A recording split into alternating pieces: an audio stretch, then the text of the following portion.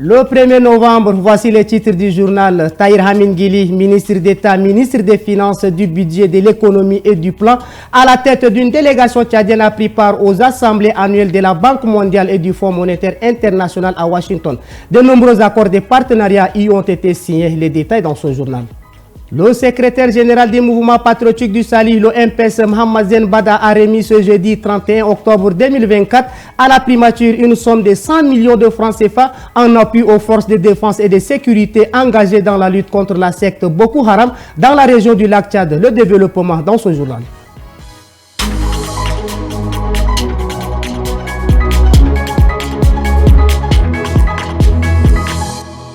Bonjour et bienvenue au 13h45 du 21 au 26 octobre 2024. Une délégation tchadienne conduite par Tahir Hamid Nguili, ministre d'État, ministre des Finances, du Budget, de l'Économie et du Plan, a participé aux assemblées annuelles de la Banque mondiale et du Fonds monétaire international à Washington, aux États-Unis. Lors de cette rencontre, de nombreux accords de partenariat ont été signés dans divers domaines pour le développement du pays. Le résumé avec Hassan Nakro.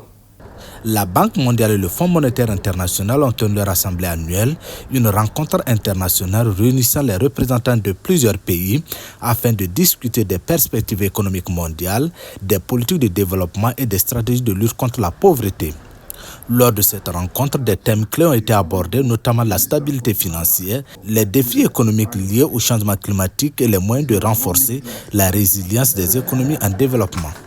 La délégation tchadienne, avec à sa tête le ministre de l'économie du Tchad, a participé à cet événement en contribuant aux discussions et en partageant les défis et les priorités économiques du pays.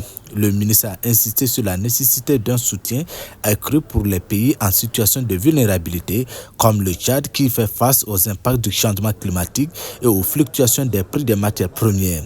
Il a également souligné l'importance des réformes structurelles pour favoriser une croissance inclusive et durable et a sollicité une coopération renforcée avec les institutions financières internationales pour accompagner les efforts de développement du Tchad.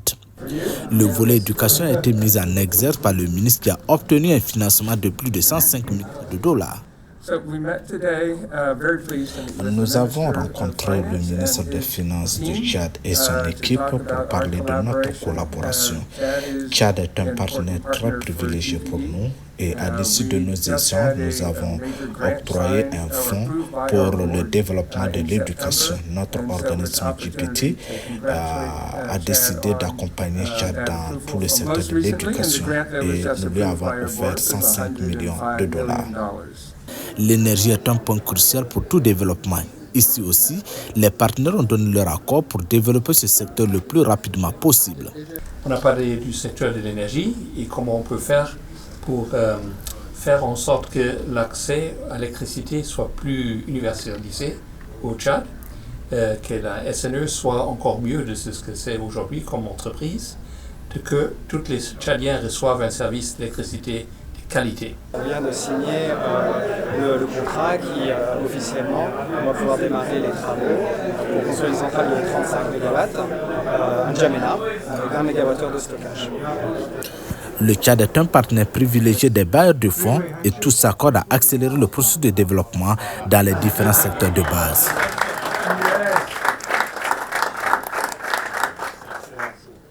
Le Conseil constitutionnel a organisé ce jeudi 31 octobre une journée de sensibilisation autour du guide du candidat aux élections législatives et des procédures de contentieux électoral. La présentation du document au chef des partis politiques a eu lieu hier matin, compte rendu de Bekout Junior.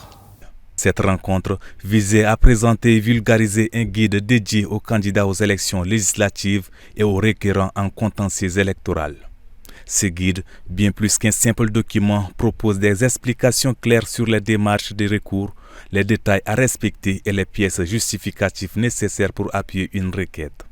Ce texte encadre l'ensemble des étapes du processus électoral depuis l'inscription des électeurs jusqu'à la proclamation des résultats définitifs en passant par la campagne électorale et les opérations de vote, entre autres. Il est donc impératif que chaque formation politique soit pleinement et amplement informée des exigences légales afin d'exercer en toute connaissance de cause son droit politique et son droit de contester la candidature, les résultats de l'élection d'un député. Le ministre de l'Aménagement du territoire présent pour l'occasion a salué l'initiative et encouragé les acteurs politiques à s'approprier pleinement ces guides. Il n'y a pas de démocratie sans le respect de la loi. C'est en cela que l'organisation opportune de cette journée de vulgarisation du guide élaborée par le Conseil constitutionnel se présente comme une initiative heureuse que je salue au nom du chef de l'État et du gouvernement. Vous conviendrez avec moi qu'on a coutume de dire que le dispositif légal et institutionnel à lui seul ne suffit pas à garantir les élections libres, transparentes et équitables pour tous, que bien évidemment, nous tous souhaitons. Ce document de 29 pages, divisé en 2 parties, est conçu pour faciliter la compréhension des lois électorales. En le rendant accessible, le Conseil constitutionnel espère offrir aux candidats et aux partis politiques un outil précieux pour naviguer dans les textes encadrant les élections législatives prévues en décembre. Par l'intermédiaire de son secrétaire général Mohamed Zen Bada, le mouvement patriotique du salut, le MPS, a remis ce jeudi 31 octobre 2024 à la primature une somme de 100 millions de francs CFA en soutien aux forces de défense et de sécurité dans leur lutte contre la secte Boko Haram dans la région du lac Tchad. La cérémonie s'est déroulée en présence du Premier ministre par intérim, ministre d'État chargé de la justice et des droits humains, des gardes des Sceaux, Abdrahim Breme Hamid, ainsi que du secrétaire général du MPS, Mohamed Zen Bada. 100 millions de francs CFA, c'est la somme réunie par le mouvement patriotique du salut MPS en réponse aux atrocités de Boko Haram. Cet argent est une aide et un appui aux forces de l'ordre et de sécurité impliquées dans l'opération Askanit lancée il y a quelques jours pour traquer les assaillants de Boko Haram. Le MPS s'engage à verser aux forces de défense et de sécurité la modique somme de 100 millions de francs CFA pour leur permettre de faire face à des obligations. Nous savons que ce n'est rien, mais peut-être pour parer au plus pressé et que par là même, nous montrons notre solidarité et notre dévouement à l'endroit de notre gouvernement que nous soutenons corps et âme. Le Premier ministre par intérim, Abdrahim Breme Hamid, a exprimé sa gratitude pour cette aide qu'il qualifie de significative. Nous vous remercions pour ce geste qui est le premier et ne serait pas certainement la dernière.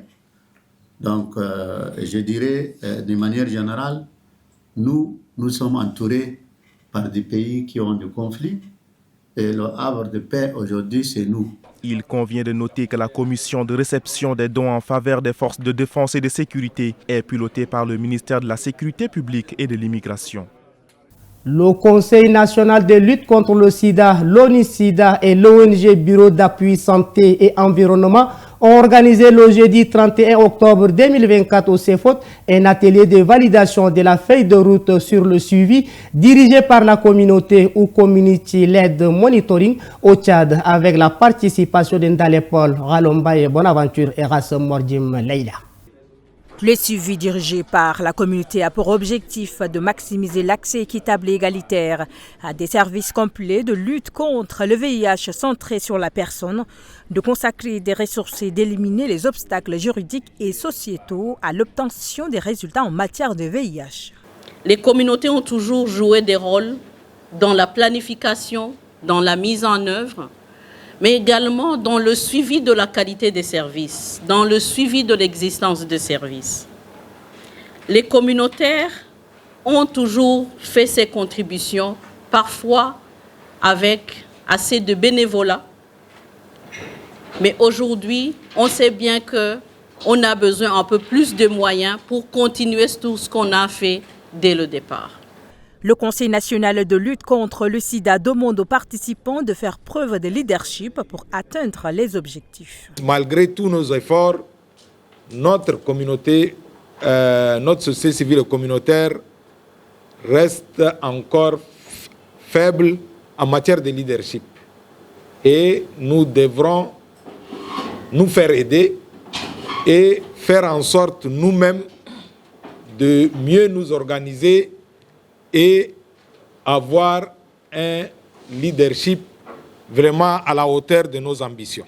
Le suivi dirigé par la communauté ou Community-Led Monitoring fait partie intégrante de la stratégie mondiale 2021-2026 de lutte contre le sida. Pour clore ce journal, retrouvez les actualités internationales de 13h45, une compilation Ghislaine Alatarom. En République démocratique du Congo, le gouvernement a dévoilé à l'Assemblée nationale son projet de loi de finances pour l'exercice 2025. Un budget ambitieux qui reflète les grandes priorités du pays, allant du renforcement des infrastructures au soutien à l'agriculture, en passant par l'amélioration de la sécurité et de l'éducation.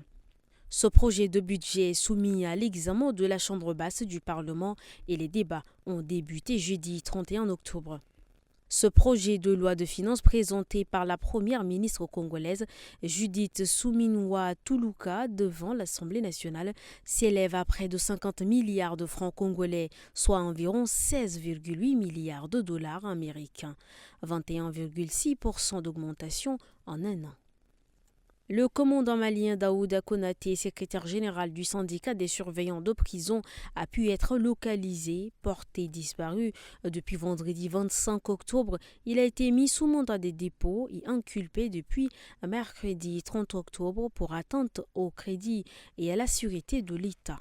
Selon les informations de RFI, peu avant son arrestation, il avait critiqué le système carcéral malien. D'après les informations de RFI, il est détenu à la gendarmerie de Bamako. À Madagascar, les conséquences du manque d'électricité se font sentir dans la capitale. Des médecins ne peuvent plus réaliser certains soins. C'est le cas au sein de l'ONG Avotra qui accueille 200 orphelins.